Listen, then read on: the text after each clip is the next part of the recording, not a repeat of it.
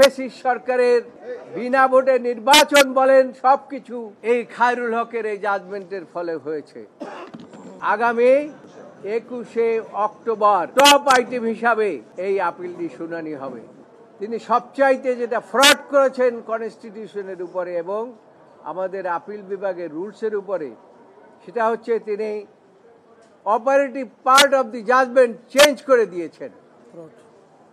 এইটা একটা সাংবিধানিকভাবে ওত পড়ে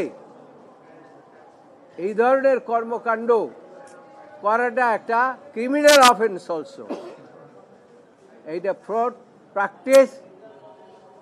তবে বিষয়টি হচ্ছে তিনি যখন এই জাজমেন্টটি দিলেন তখন তিনি ওথ বাউন্ড ছিলেন না, তার কোনো ওথ ছিল না।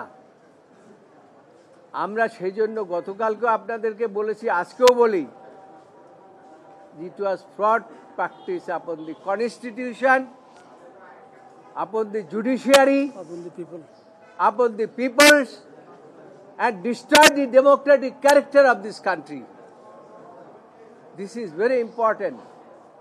এবং তার এই জাজমেন্টের কারণে যত আয়নাঘর বলেন, হাজার হাজার মানুষকে গুম বলেন, লক্ষ লক্ষ মামলা বলেন, এবং এই ফ্যাসিস্ট সরকারের বিনা ভোটে নির্বাচন বলেন সবকিছু এই খায়রুল হকের এই জাজমেন্টের ফলে হয়েছে। সেই কারণেই আমরা কিন্তু রাজনৈতিক উদ্দেশ্য প্রণোদিতভাবে এই জাজমেন্টটাকে রিভিউ করি নাই।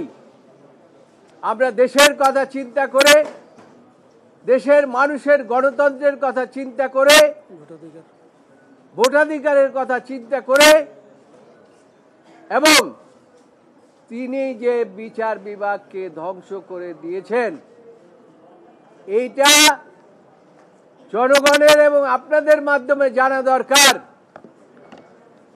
সেই কারণে আমরা এই রিভিউ পিটিশনটি ফাইল করেছি এবং রিভিউ পিটিশনে আমাদের একটা টিম ওয়ার্ক হয়েছে। এই টিম ওয়ার্কে আপনারা এখানে দেখতে পাচ্ছেন সকলেই ছিলেন এবং সকলেই উপস্থিত ছিলেন। তার কারণ হলো সকলের মধ্যেই একটা অ্যাংজাইটি কাজ করেছে। কি অ্যাংজাইটি সেটা? সেটা হচ্ছে খায়রুল হক জেলে কেন, প্রধান বিচারপতি জেলে কেন? আপনাদের মনেও প্রশ্ন জাগতে পারে।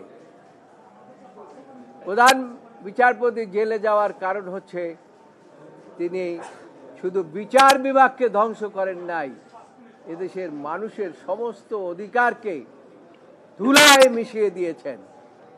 এবং এই যে 5ই আগস্টের বিপ্লব বলেন, এই বিপ্লব 5ই আগস্ট শুরু হয় নাই, এই বিপ্লব শুরু হয়েছে 17 বছর আগের থেকে।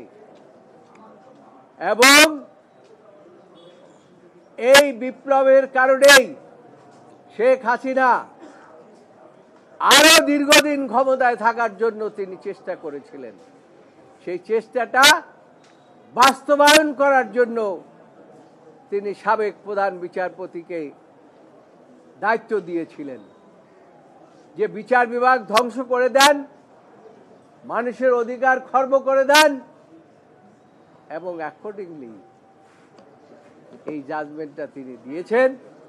এবং এই জাজমেন্টের ফলে দেশের সমস্ত বিচার ব্যবস্থা ভেঙে পড়েছে, সমস্ত মানুষের অধিকার খর্ব হয়েছে। এই জন্য আমরা আপিল গিয়েছি। আপিল বিভাগ অনেকগুলো প্রশ্ন করেছেন আমাদেরকে, প্রত্যেকটি প্রশ্নের জবাব দেওয়া হয়েছে আমাদের পক্ষ থেকে।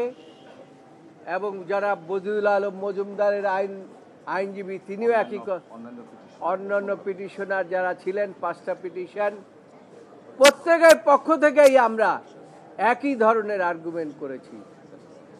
এবং আমরা বলেছি যে জাজমেন্ট আইনের চোখে চলতে পারে না। আদালত আমাদের কথা শুনেছেন, সরকার পক্ষ শুনেছেন, শুনে শেষ পর্যন্ত একটি ছোট্ট 2টি পয়েন্টের উপরে লিভ গ্রান্ট করেছেন এবং এই লিভটা খুব শর্ট টাইমের জন্য দিয়েছেন এবং বলেছেন যে পেপার বুক ডিসপেন্স উইথ এবং আগামী 21শে অক্টোবর টপ আইটেম হিসাবে এই আপিলটি শুনানি হবে এবং আমরা মনে করি ওই দিন শুনানির পরে এই জাজমেন্টটি সেটাসেট হয়ে যাবে ইনশাআল্লাহ।